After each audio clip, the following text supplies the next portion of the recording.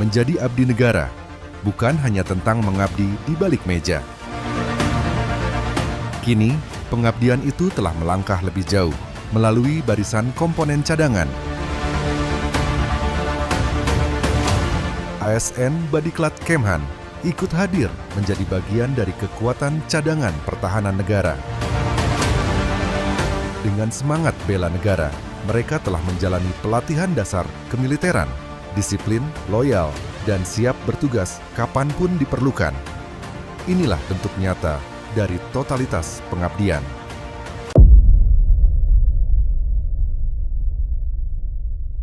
Selamat siang Sobat Badiklat. Siang hari ini saya bersama dengan ketiga teman-teman kita yang selesai mengikuti komponen cadangan akan menceritakan tentang pengalaman melaksanakan Komcat. Apakah itu Komcat? Saya yakin Sobat Badiklat sudah mengetahui komponen cadangan adalah seluruh warga negara yang berkeinginan untuk membela negaranya sesuai ketentuan peraturan undang-undangan mengikuti pelatihan militer. Sesuai dengan Undang-Undang Nomor 23 Tahun 2019 tentang pengelolaan sumber daya nasional di bidang pertahanan negara, maka Komcat ini dibentuk untuk memperkuat dan memperbesar komponen utama dalam menghadapi ancaman militer atau ancaman di bidang pertahanan. Nah, salah satu unsur dari Komcat itu adalah dari ASN. Dalam hal ini ASN Badiklat Kemhan.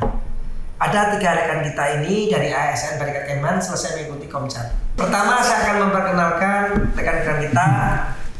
Mereka masing-masing akan memperkenalkan diri, nama, kemudian bertugas di mana, organiknya, kemudian pangkat yang dikenakan pada saat mengikuti pelatihan apa. Siap. Silakan Mas Narendra memperkenalkan diri. Siap, mohon izin memperkenalkan diri. Nama saya Narendra Paskarona. Untuk pangkat Komcat saya Sersan 2 Komcat, dan saya berdinas di Set Badiklat Kemhan. Mbak Kadek.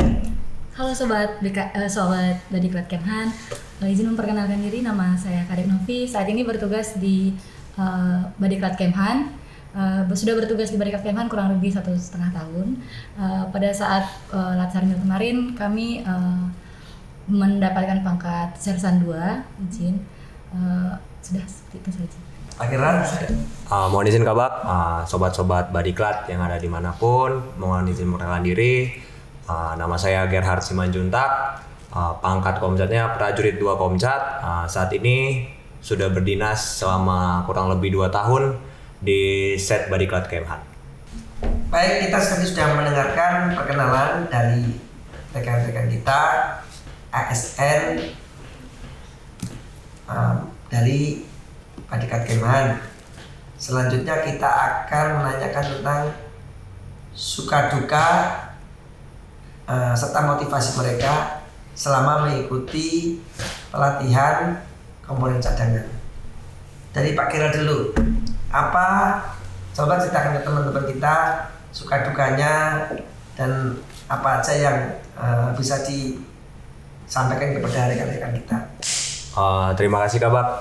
Mungkin sedikit sharing buat teman-teman sobat Badiklat yang ada di rumah ataupun dimanapun. Selama mengikuti pendidikan komponen cadangan, banyak hal yang bisa dinikmati lah sebagai peserta pelatihan. Yang pertama yang bisa dinikmati itu yang paling mungkin signifikan dampaknya adalah kedisiplinan bagi kita sebagai aparatur sipil negara.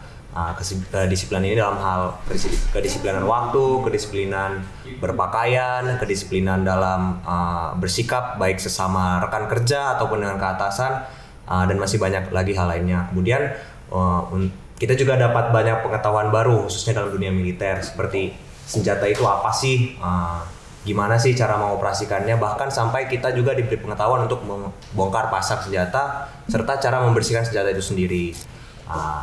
Selain itu yang paling penting juga, yang paling baik lah yang dampaknya setelah mengikuti Komcat adalah kita dapat relasi baru, kita punya teman-teman baru lagi, walaupun satu kementerian tapi di lintas Satker, jadi membantu untuk pekerjaan kita ke depannya dalam hal koordinasi dan banyak hal lainnya. Kalau dukanya cuman ya mungkin nggak bisa bebas lah, kita nggak pegang HP segala macam, tapi mungkin beda sama Bang Narendra mungkin karena udah berkeluarga kan, dukanya pasti beda lah.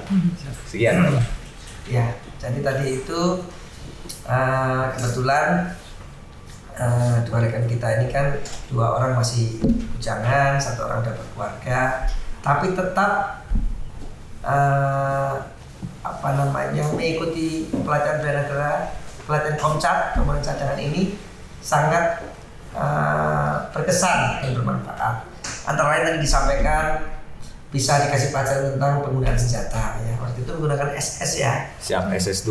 Selain menggunakan untuk menembak, juga untuk perawatannya. Jadi dia bisa bongkar pasang, bisa membersihkan. Jadi senjata ini selain bisa menggunakan, dia juga bisa merawatnya sehingga siap untuk digunakan setiap saat. Nah, kemudian saya mau nanyakan kepada Mbak Kadek. Menurut Mbak Kadek, apa manfaat mengikuti Komcat? Dan ceritakan kira-kira apa yang bisa memberikan motivasi kepada rekan-rekan Sobat Badikat maupun rekan kita di luar Badikat supaya tertarik dan ingin mengikuti komponen cadangan. Siap. Halo Sobat Badiklat, saya ingin sedikit bercerita, mohon izin Bapak. Untuk pengalaman kepada diri sendiri, dampaknya itu banyak sekali, mohon izin. Kami di sana diajarkan tentang disiplin, loyalitas kepada pimpinan, kepada rekan, kemudian diajarkan juga tentang respect kepada sesama, kepada atasan. Jadi ketika kami berada di sana itu kami diajarkan bagaimana kami itu menghormati setiap orang yang memberikan pengarahan seperti itu. Jadi ketika pulang ke sini kami jadi lebih menghargai orang seperti itu. Disiplinnya benar-benar terasa juga, mohon izin, karena kami di sana itu dari pagi sampai tidur lagi itu sudah terjadwal. Apa yang kita lakukan dari bangun tidur, membersihkan barak, kemudian olahraga, kemudian beribadah, sarapan, kemudian apel, sampai malam itu semuanya sudah terjadwal. Jadi rasanya itu ketika berada di sana itu seperti terlahir kembali, Jin, karena tidak menggunakan gadget. Jadi seperti kayak refresh kepada diri sendiri, itu dampaknya seperti itu. Kemudian karena ini Latsarmil, kami diajarkan juga tentang cinta tanah air, bela negara, mohon izin. Dampak yang bisa dirasakan itu bagaimana kita itu bisa mencintai negara, ada rasa untuk membela negara seperti itu. Kemudian juga untuk pastinya karena ini pendidikan militer juga diajarkan tentang kemiliteran seperti penggunaan senjata yang sudah dijelaskan sebelumnya, juga diajarkan tentang membela diri ketika ada terjadi sesuatu yang tidak diinginkan, misalnya ada penyerangan secara mendadak. Itu kami juga diajarkan bagaimana, ada diajarkan itu namanya 5M, mohon izin. Itu ketika ada serangan mendadak kami diajarkan 5M, yaitu menghilang, merayap, merangkak, membidik, menembak. Itu ketika mungkin kita dalam posisi kita memegang senjata bisa 5M. Tapi kalau misalnya kita dalam posisi lagi jalan-jalan terus ada situasi yang genting, ada penembakan atau apa, kita bisa menggunakan 3M saja, izin. Menghilang, bagaimana caranya supaya kita menghilang dari lingkungan yang terlihat seperti mencari perlindungan. Kemudian merayap, kemudian berpindah tempat atau lari dengan merayap, izin. Jadi itu sangat penting ya, mohon izin, untuk kita, bagi saya ya. Saya rasa bagi Sobat Badikat juga itu penting. Seperti itu aja mungkin ya, izin. Kami juga diajarkan tentang tata cara menembak. Jadi rasanya pengalaman yang sangat bagus sekali. Iya, siap. Ya. Siap. Seperti itu aja mungkin. Ya. Jadi demikian Sobat Badikat yang disampaikan Pak Kadek, mengikuti Komcat itu sangat menyenangkan, ya kan? Jadi pada saat mengikuti Komcat itu diajarkan tentang bagaimana jiwa korsa atau kekompakan. Kemudian saling menghormati dengan yang lain, kemudian diajarkan juga tentang kedisiplinan. Disiplin diajarkan juga. Nah, selain itu juga mereka mendapatkan pengetahuan untuk mempertahankan diri dari situasi-situasi yang mereka berbahaya gitu ya Pak ya. Siap. Jadi itu menjadi pengalaman yang menyenangkan bagi orang yang mengikuti Komcat. Nah berikutnya kita akan menanyakan kepada Pak Narendra, kebetulan beliau sudah berkeluarga, bagaimana dukungan dari keluarga, dari istri di rumah, dari orang tua. Mas Narendra sebagai ASN yang sudah berkeluarga, dia mengikuti komponen cadangan. Nah, mungkin bisa ceritakan dukungan dari mereka, apakah mendukung dan istilahnya pendapat dari keluarga tentang Komcat itu Pak. Siap, izin Gabak menjawab. Kalau untuk kami yang sudah berkeluarga yang mengikuti Komcat itu, kami dalam seminggu pertama izin Gabak, jadi keluarga itu bisa datang mengunjungi. Walaupun kami tidak dapat izin IB atau pesiar, tapi keluarga dalam seminggu pertama tuh dikasih kesempatan untuk datang menjenguk. Lalu kita juga dikasih kesempatan untuk berkomunikasi, walaupun mungkin sekitar 1-2 jam saja. Oke, demikian dari Mas Endra. Lalu saya ingin nanyakan lagi nih kepada Pak Kera. Setelah selesai di pendidikan komponen cadangan kan semua perlengkapan itu ada yang dibawa pulang ya. Itu perlengkapan apa aja yang dibawa pulang, kemudian cara menyimpannya di mana? Cara menyimpannya. Lalu untuk penyegaran, kan ini kita sudah melakukan pelatihan pendidikan kan pasti harus disegarkan kembali supaya kita nggak lupa ya. Itu dari diumumkan bagaimana penyegarannya? Baik Kak, terima kasih izin menjawab. Jadi setelah selesai pendidikan, kita tuh diberikan inventaris yang bisa kita bawa pulang. Yang utama itu adalah barang-barang yang melekat pada kita sehari-hari selama pendidikan, seperti PDL itu kita dapat. PDL bagi teman-teman yang nggak tahu itu namanya pakaian dinas latihan ya. Setelah itu satu set PDL itu sudah sama dengan kopel, sudah sama dengan Peples. Peples itu tempat minum, kalau teman-teman tumbler lah bahasa tentarnya Peples. Terus sudah dapat sepatu PDL, dapat tas juga, dan yang mungkin yang paling berkesan sih helm. Helm kita bawa pulang, karena kalau kata pelatih itu helm itu seberapa pintar pun orang yang make, kalau ketika pakai helm langsung Kosong. hilang kecerdasannya gitu. Mungkin Kabak juga dulu begitu karena pendidikannya Kabaknya. Setelah itu masih banyak sih inventaris yang bisa diberikan seperti tas, drah rim. Jadi sebenarnya perlengkapan yang dibawa itu adalah alat pelindungan diri, seperti baju PDL ya. Kenapa lengan panjang? Karena waktu kita merayap melindungi lengan kita supaya akurat, dan juga helm. Helm itu melindungi organ vital kepala kita ya, dari benturan kalau kita jatuh, dan kalau misalnya helmnya itu helm baja, minimal mengurangi akibat jika terkena tembakan. Semua itu disimpan itu untuk alat pertanian, termasuk di dalamnya pepes atau air minum. Karena manusia itu bisa bertahan nggak makan, tapi kalau minum itu sangat sulit untuk bertahan. Maka di dalam satu kondisi sulit itu persediaan minuman sangat penting. Jadi segala macam perlengkapan itu sebenarnya kebutuhan pokok manusia dalam bentuk survival, bertahan ya kan. Kemudian saya ingin menanyakan kepada Mbak Kadet, sebagai kontraktor, sebagai wanita nih, sewaktu pendidikan komponen cadangan, apa pengalaman yang sangat berkesan dan mungkin bisa pesan kepada para peserta komponen cadangan yang wanita yang lain, agar dalam melaksanakan kegiatan pendidikan itu sebagai kontrak wanita itu tetap bisa berjalan dengan lancar, tidak terkendala oleh kontraktor sebagai wanita. Mungkin ada cerita-cerita atau tips-tips untuk sobat Badiklat ini. Oke, siap. Izin menjawab mungkin. Kebetulan karena kami masih single, jadi menjawabnya dalam perspektif masih single. Sepertinya tidak ada hal-hal yang secara kodrat sebagai wanita itu bisa menghalangi mohon izin. Tidak ada ya? Jadi, iya siap mohon izin. Jadi Ada masalah. siap tidak ada masalah. Tapi mungkin sebagian perempuan Rambut panjang itu memang ada peraturan mohon izin. Jadi setiap hari itu wajib rambut tidak boleh terurai. Jadi harus diikat ya. siap Diikat. diikat, tidak boleh terurai. Diikat pun tidak boleh menjuntai, harus di Kuku yang panjang-panjang. kuku yang panjang-panjang juga tidak boleh. Tidak boleh ya.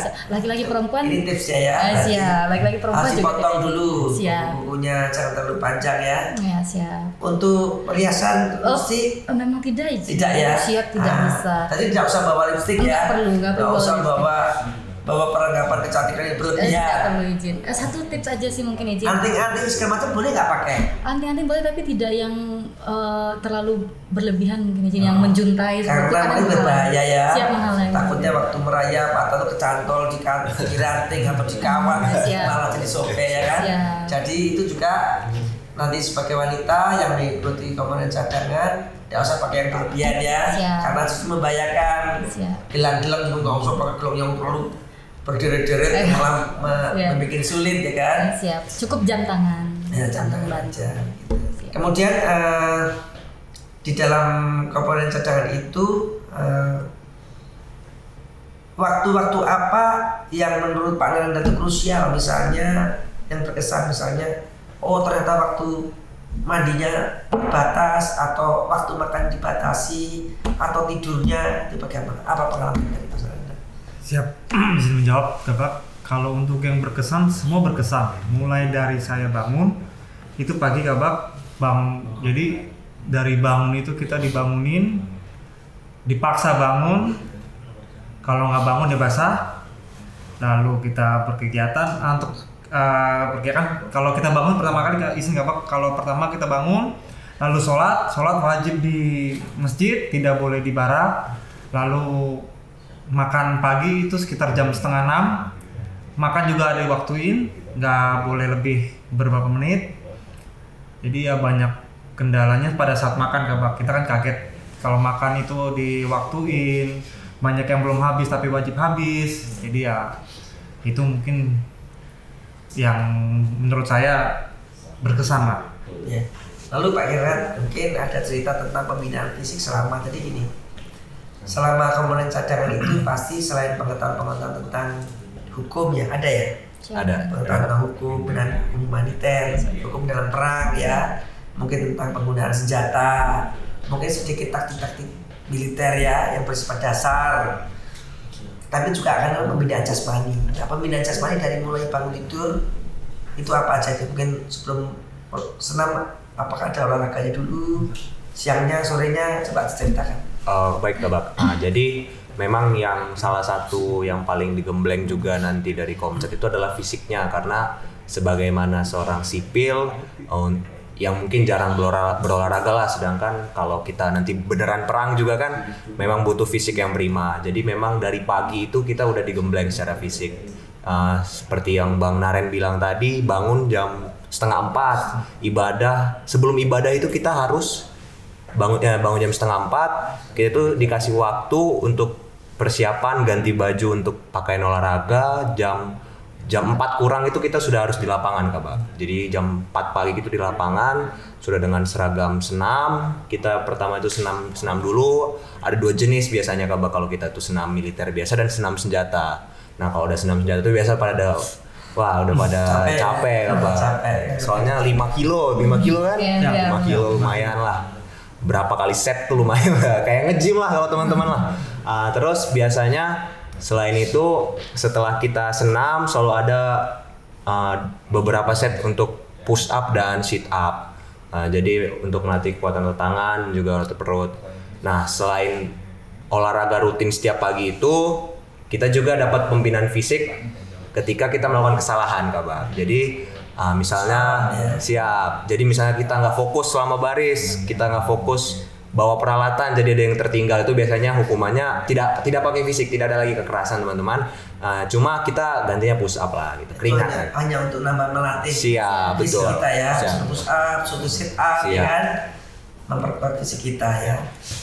Nah, demikian itu jadi rekan-rekan. Jadi apa-apa yang sebenarnya menyenangkan ya mengikuti Komcat, melatih tubuh kita, melatih fisik kita, Dan seperti yang tadi ada senam senjata itu sebenarnya untuk melatih kita selain otot-otot kita kuat, membiasakan kita membawa senjata. Jadi kalau komponen cadangan itu harus siap tempur juga. Maka siap tempur itu harus bawa senjata harus kuat. Jangan sampai senjatanya pun berat, membawa senjatanya kan bagaimana kita bertempur bawa senjatanya saja berat. Kemudian pelajarannya nih saya tanya kemana Pak Kadek. Apa aja yang diingat sama Kadek, pelajaran-pelajaran diberikan itu? Dan pelajaran apa yang menurut Pak Kadek itu berkesan? Pelajaran-pelajaran yang diberikan di kelas. Siap.